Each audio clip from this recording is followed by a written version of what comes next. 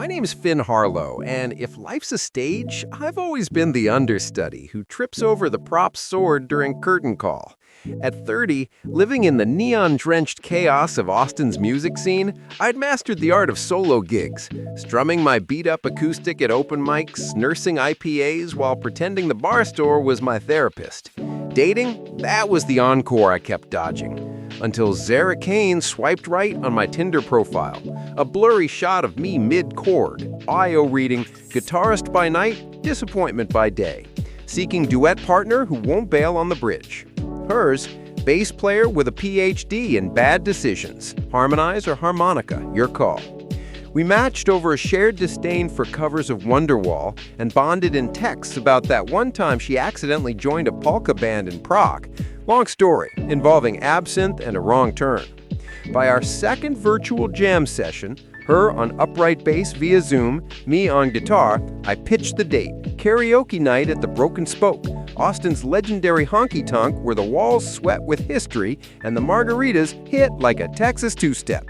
No judgments, I promised, just us butchering classics till last call. She countered with, bring your A game, or at least your earplugs. It felt foolproof. Low pressure, high energy, a chance to showcase my hidden talent. I'd once placed third in a college talent show, drunk on Natty Light.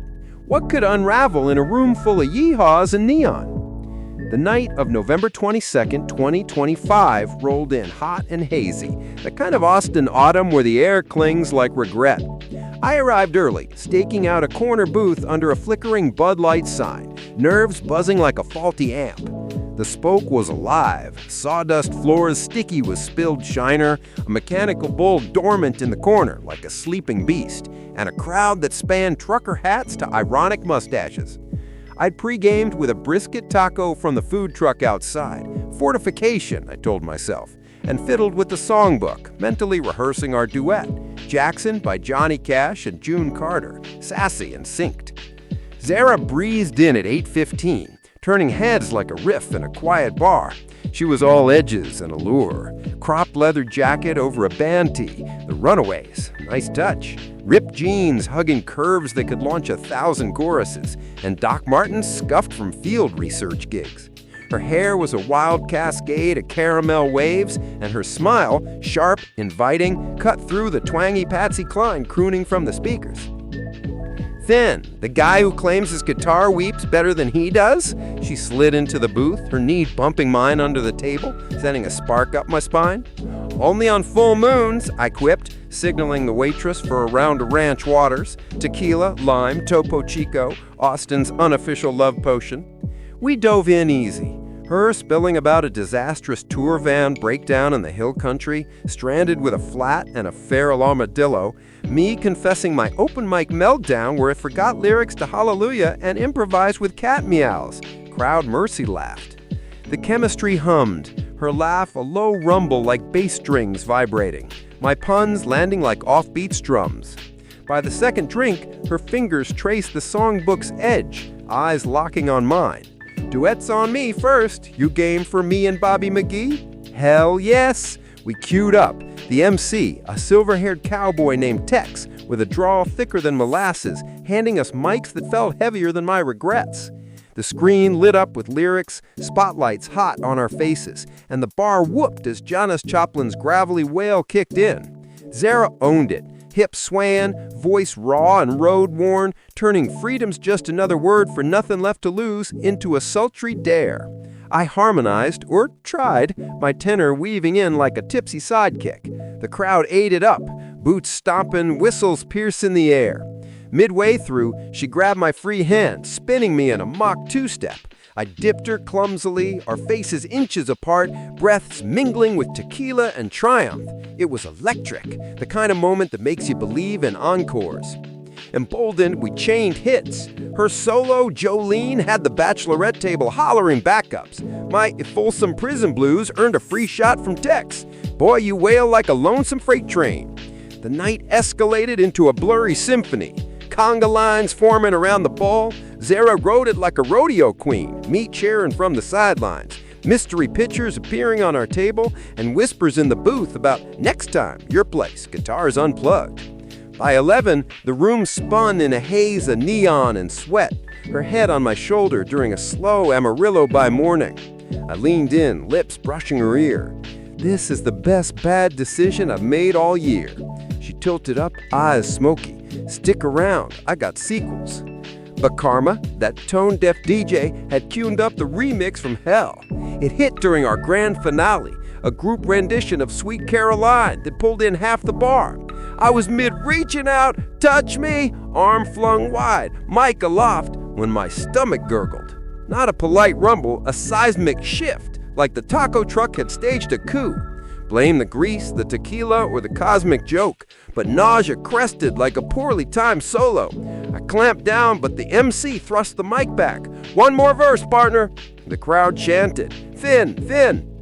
And in a panic-fueled bid for glory, I belted the bridge. Hands, touching hands, and then betrayal. A hot, urgent wave hit, and I bolted, or tried. The stage, slick with spilled beer, turned traitor. My boot hydroplaned, sending me pinwheeling into a table of line dancers. Chaos erupted, chairs toppling like dominoes, pitchers shattering in fizzy explosions. A grandma in sequin shrieking as her beehive toppled into guac. I hit the floor amid the wreckage, but momentum carried me rolling straight into the mechanical bull's pen. The operator, mid-yawn, hit the start button on reflex, or sadism, and the beast bucked to life.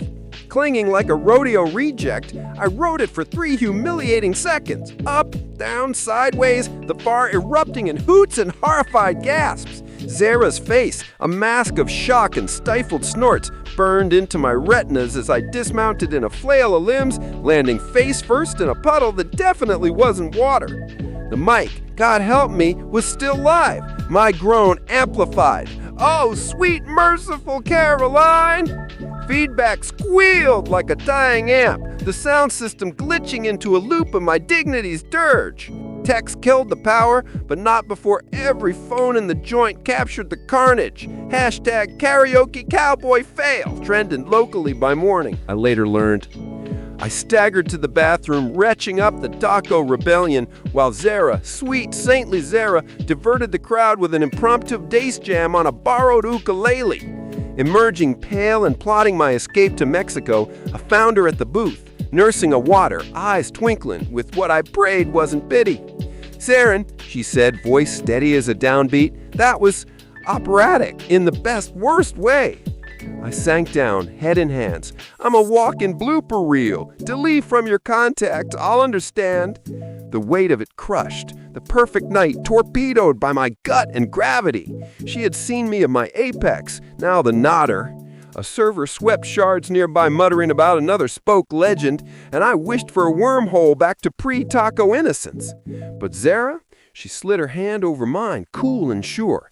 "Hey, bad decisions are my jam. Remember Prague? I ended up crowd surfing a polka. This just amps the story." She pulled out her phone, cueing a video of me mid-buck on the ball, captioned "Epic fail" or "Epic tale." Already posted to my band's Insta, likes pouring in. "You're viral, cowboy." I groaned, but she laughed at rumble again and tugged me toward the door. "Come on, my truck's got blankets, starved a beast with fresh air." We stumbled into the lot, the night air a balm on my flushed skin. She drove us to a 24-hour Whataburger, ordering taquitos for the irony, and we parked under sodium lights, windows down, trading war stories as stage frights passed. Vulnerability unspooled, her imposter syndrome gigging with pros who eyed her cute bass like a toy. My fear that music was just a hobby, masking a life of what-ifs. Her kiss came soft then, tasting a lime and forgiveness, deepening into the kind of harmony that silences feedback. "Thin," she murmured against my lips. "Fiascos are the hooks in a song. They make the chorus hit harder." I drove her home at dawn, the city stirring like a hangover, promising rematch, coffee, no mics. She texted later, "P.S. Check your email." Heart sinking, another pity meme. I opened it, an invite from Zara Sound Lab, her production company, for a co-writing session. "Your bull riding blues are gold. Let's turn it into our first track, Spoken Disaster. Deal?" The twist landed that afternoon over cold brew reconnaissance. Scrolling comments on her post, one stood out. "Dude, that's my brother, Finn Harlow. Thought he vanished after college. Tell him Uncle Ray's got a gig lined up, family reunion tour." Zara, peeking over, froze. "Wait, Ray Kane? As in the Ray Kane who produced my demo last year?" Turns out her big break mentor was my estranged uncle, the one who had bailed on the family band when I was 12, leaving me with a half-tuned guitar and a grudge. She'd pitched him my fail video as raw talent. He'd recognized me instantly, sparking the invite. Small world, where the spokes ghosts harmonizing twang. Zara grinned, clinking her cup to mine. Fate's got a twang. Co-write with your uncle and me, that's the real encore. Now, with demos drop-in and family fences mending, over brisket naturally, I strum under those same neon signs, Zara's bass locking in beside me. The cataclysm? Not a crash, a crescendo. Who knew a bull ride could buck up a legacy? In Austin, every note's a risk, every fiasco a hit waiting to drop. Feed out on that, y'all. The mic's still hot.